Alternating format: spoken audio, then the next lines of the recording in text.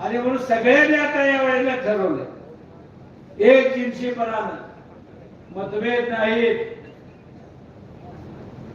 तुम्ही सुद्धा उगाच चिंता करू नका.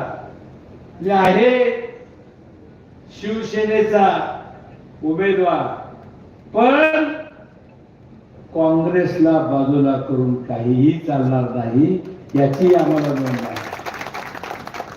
आणि म्हणून उद्धवजी ठाकरे साहेबांनी माझ्या उमेदवारीचं जबाबदारी ती सन्माननीय बंटी पाटील साहेबांच्यावर टाकलेली आहे आणि त्यांनी ती स्वीकारलेली आहे. आणि मला आनंद आहे तमाम भोगावती गटाच्या सगळ्या काँग्रेसच्या कार्यकर्त्यांनी बंटी साहेबांच्या नेतृत्वाखाली या आघाडीला मतदान देण्याचा निकाल घेतलेला आहे.